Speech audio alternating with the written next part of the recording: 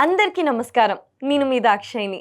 ముందుగా it's UTV ప్రేక్షకులందరికీ కూడా శ్రీ పరాభవనామ సంవత్సర ఉగాది శుభాకాంక్షలు.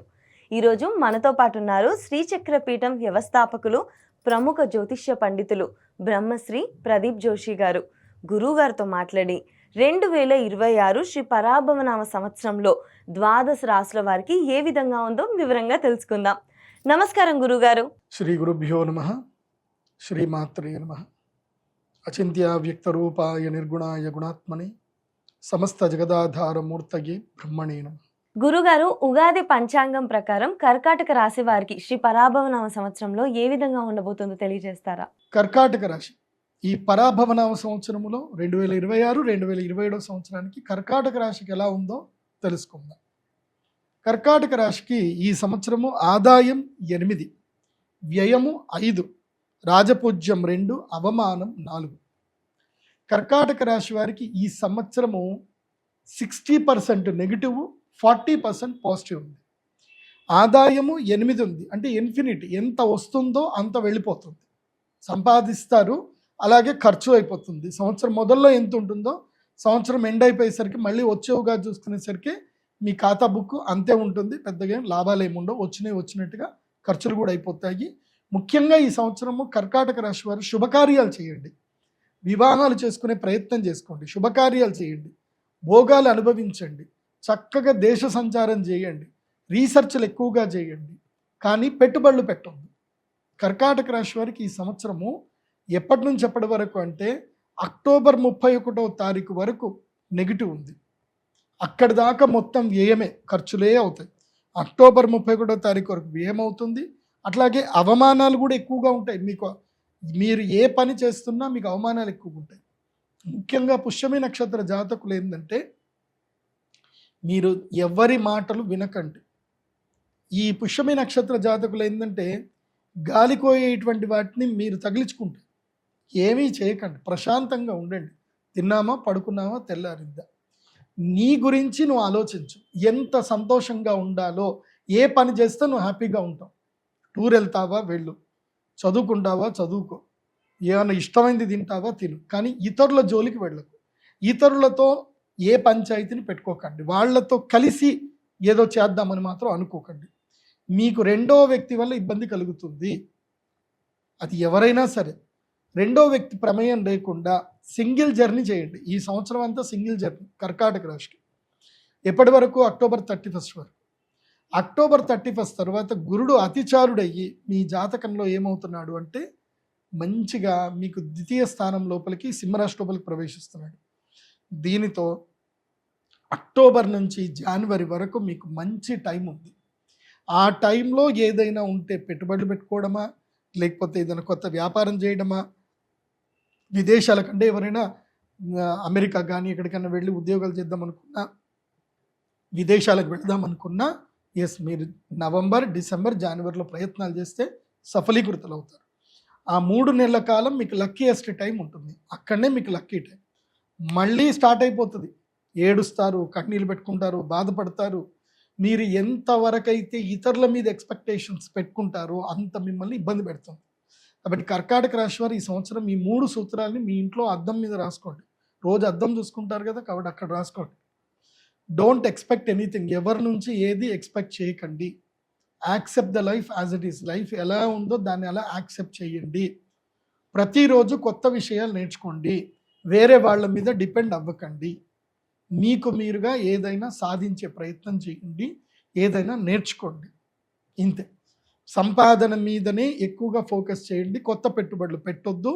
అండ్ ఎవరైనా ఏదైనా సరే మోసపోయే అవకాశం ఎక్కువ ఉంటుంది. ఎందుకోసమంటే మీకు ఈ జూన్ వరకు ద్వాదశ గురుడు ఉన్నాడు కాబట్టి మోసపోతారు, ఖర్చులు అయిపోతాయి, ఉన్న డబ్బులన్నీ పోతాయి. మిమ్మల్ని శారీరకంగా దోచుకుంటారు, మానసికంగా మిమ్మల్ని ఇబ్బంది పెడతారు, ఆర్థికంగా మీ దగ్గర ఉన్నాయన్నీ కూడా దోచుకుంటారు. కాబట్టి ఇతరుల మీద డిపెండ్ అవ్వకండి, అత్యాశకి వెళ్ళకండి. కర్కాటక రాశి వారు వీళ్ళకి ఈ సంవత్సరము చాలా మిశ్రమ ఫలితాలు ఉన్నాయి. ఒక 3 నెలలు మాత్రమే మంచి టైం ఉంది, అది కూడా నవంబర్, డిసెంబర్, జనవరి. అందుకే నేను కర్కాటక రాశి వారికి చెప్పేది ఏంటంటే మీరు ధనత్రయోదశి డేట్ని నోట్ చేసి పెట్టుకోండి. మన శ్రీచక్ర పీఠంలో ధనత్రయోదశి రోజున శ్రీ మహాలక్ష్మి యాగం జరుగుతుంది. మీకు అక్షయ తృతీయ వర్తించదు, ధనత్రయోదశి వర్తిస్తుంది. అక్షయ తృతీయ టైంకి చక్కగా మీరు టూర్ వెళ్ళిరండి, బద్రీనాథ్, కేదార్నాథ్, యమునోత్రి, అట్లా ఏదైనా సరే ద్వాదశ జ్యోతిర్లింగాలు, సోమనాథ్, నార్త్ ఇండియా టూర్ కొట్టరండి. కానీ మాత్రం మీకు అక్షయ తృతీయ తర్వాత కొన్ని ఇబ్బందులు మొదలవుతాయి. దైవారాధన చేస్తే ఆ ఇబ్బందులు రావు. మీకు ఇష్టం, మీరు అటెండ్ అవుతారంటే అక్షయ తృతీయ అటెండ్ అవ్వండి. కానీ నేను ప్రిఫరబుల్లీ లక్ టైం ఎప్పుడైతే ఉంటుందో ఆ టైంలో దైవంని మనము వశం చేసుకోవాలి. మీకు ధనత్రయోదశి లక్ టైం, అంటే దీపావళి ముందు వచ్చేటువంటి ధనత్రయోదశి రోజున శ్రీ మహాలక్ష్మి యాగం చేసుకోండి. అక్కడి నుంచి 3 నెలల్లో మీరు ఏం చేసినా పట్టిందల్లా బంగారం. అది బాగా గుర్తుపెట్టుకోండి. కాబట్టి కర్కాటక రాశి వారు ఈ సంవత్సరం ఏంటంటే శుభకార్యాలు ఏమైనా ఉంటే చేసుకోండి. శుభకార్యాల నిమిత్తం ఎంతైనా ఖర్చులు పెట్టండి, అవి మీకు లాభదాయకంగా ఉంటుంది. కానీ వ్యాపార నిమిత్తం కానీ, పెట్టుబడుల నిమిత్తం కానీ, షూరిటీ లేని సంతకాలు కానీ ఏవీ చేయకూడదు, దేని జోలికి వెళ్ళకూడదు. అది బాగా గుర్తుపెట్టుకోండి. తర్వాత విద్యార్థులకు మంచి ఫలితాలు వస్తాయి. నేను వీళ్ళకి చెప్పే పరిష్కారం ఏంటంటే, కర్కాటక రాశి వారికి పరిష్కారం ఏంటంటే, మీరు నల్ల ముత్యాల మాల, అంటే మౌక్తిక మాల, కృష్ణ మౌక్తిక మాల అంటారు, ఇది వేసుకోవాలి. ఎందుకోసం అంటే ఈ సంవత్సరం మీరు విపరీతంగా చంచలంగా ఉంటారు, విపరీతమైనటువంటి అలజడి ఉంటుంది. కాబట్టి కృష్ణ మౌక్తిక మాల, ఇది నల్ల ముత్యాలు, ముత్యాలు తెల్లవి వేసుకోవద్దు, నల్లవి వేసుకోవాలి. నల్ల ముత్యాల మాల వేసుకోండి. ముఖ్యంగా దుర్గాదేవి ఆరాధన ఎక్కువగా చేయండి. ఈ సంవత్సరం వీలవుతే గనక దుర్గాదేవి అమ్మవారి యొక్క దీక్షలు తీసుకోండి, భవానీ దీక్షలు స్వీకరించండి. దేవీ నవరాత్రుల్లో తప్పకుండా అమ్మవారి యొక్క దీక్ష స్వీకరించండి. దేవీ నవరాత్రులు మీకు ఈ దురదృష్టాన్ని మొత్తం దూరం చేస్తాయి. ఈ సంవత్సరం దేవీ నవరాత్రి దీక్షలు స్వీకరించండి కర్కాటక రాశి వారు. అది కాకుండా ఈ సంవత్సరం మీరు దర్శించవలసిన పుణ్యక్షేత్రం, మీరు ఆరోగ్యంగా ఉన్నారు అంటే వైష్ణోదేవి మాత, జమ్మూ కాశ్మీర్లో వైష్ణోదేవి అమ్మవారిని దర్శనం చేసుకోండి ఆరోగ్యంగా ఉంటే. ఒకవేళ మీరు ఆరోగ్యంగా లేరు, అంత దూరం వెళ్ళలేరు అనుకుంటే మాత్రం మీరు కంచి కామాక్షి అమ్మవారి దర్శనం చేసుకోండి. అక్కడ అమ్మవారికి మీరు తెలుపు వర్ణంలో ఉన్నటువంటి తెలుపు వర్ణము చీర, దానికి కుంకుమ వర్ణము లేదా ఆరెంజ్ వర్ణంలో ఉన్నటువంటి బార్డర్ ఉన్నటువంటి తెల్లటి తెలుపు వర్ణంలో ఉన్నటువంటి పట్టు చీర అమ్మవారికి నివేదన చేయండి. దీనివల్ల మీకు సమస్యలు దూరం అవుతాయి, అమ్మ అనుగ్రహం మీకు కలుగుతుంది. కాబట్టి అమ్మవారికి మీరు అపరాహ్నము సాయంత్రం వేళలో 3 గంటలకి అమ్మవారికి అభిషేకం జరుగుతుంది. ఆ అభిషేక పూజలో అందరూ కూడా అటెండ్ అవ్వండి. పూజ చేసిన తర్వాత చాలామంది కాంచీపురం వెళుతారు కానీ పీఠాధిపతుల్ని ఎవరు దర్శించరు.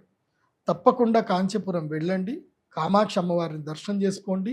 అలాగే ఏకాంబరనాథ స్వామి దర్శనం చేసుకోండి. శివ కంచికి వెళ్ళండి, విష్ణు కంచికి వెళ్ళండి. అలాగే అక్కడ కంచి పీఠాధిపతులు, పరమ పూజ్యులు, గురువులు, వారిని కూడా దర్శనం చేసుకోండి.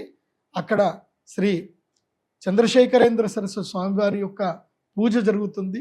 ఆ చంద్రమౌళీశ్వర స్వామివారి పూజ చూడండి, చక్కగా దర్శనం చేసుకోండి. 3 రోజుల టూర్ పెట్టుకోండి. అన్ని సమస్యలు దూరం అవుతాయి. కర్కాటక రాశి వారికి బాగుంటుంది. నేను చెప్పిన పరిష్కారాలు పద్ధతిగా పాటించండి, సంతోషంగా ఉండండి. అండ్ మీ యొక్క జన్మ నక్షత్రం, జన్మరాశి పేరు రీత్యా చూసుకోకూడదు.